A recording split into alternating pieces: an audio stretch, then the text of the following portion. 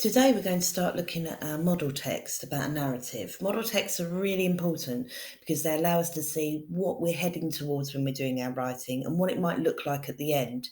Sometimes we can use phrases from them in our own writing. So let's have a look at our model text for our story about a toy getting lost. It was a sunny, bright and clear morning, and in the distance the enormous ship waited patiently for the passengers to board.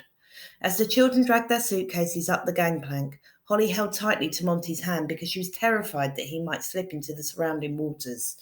This was their very first time on a ship, and they'd been looking forward to it for weeks. Monty had been given a brand new coat, and he was terribly proud of it. Monty was old.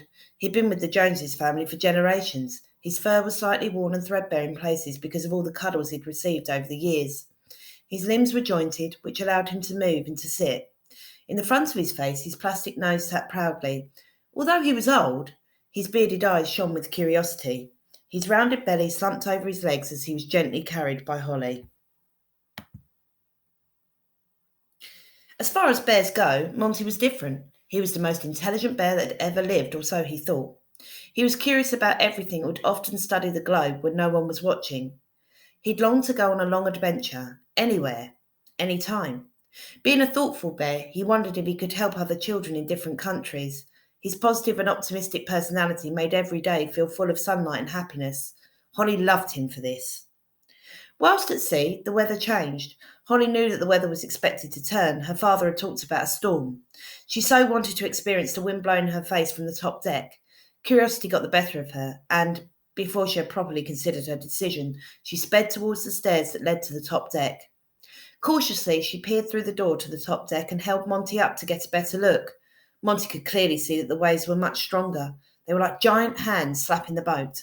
Holly forced the door open and stepped into the howling winds. The deck was slippery, and before Monty could shout, Holly's shoes went from underneath her and she fell hard. Suddenly, the ship lurched to one side. She clambered as fast as she could to safety. Sprinting and spluttering, Holly eventually found her way back below deck. As she turned round to catch her breath, her heart sank and her mouth dropped wide open. Where was Monty? "Monty, where are you?" she screamed while her frightened eyes scanned the deck through the door.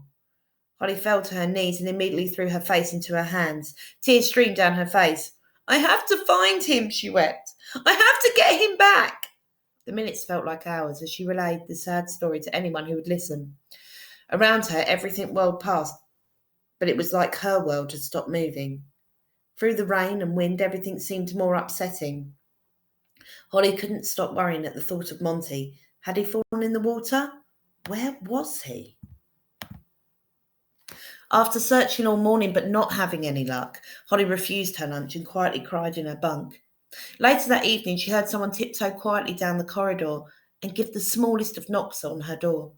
And as she approached the small wooden door, she heard a sneeze and a snuffle on the other side.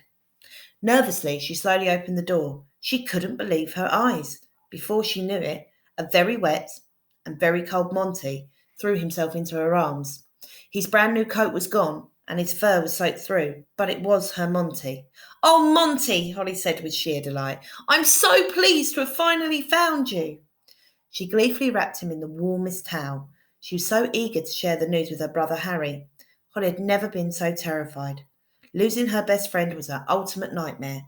She had to keep reminding herself that they were now reunited.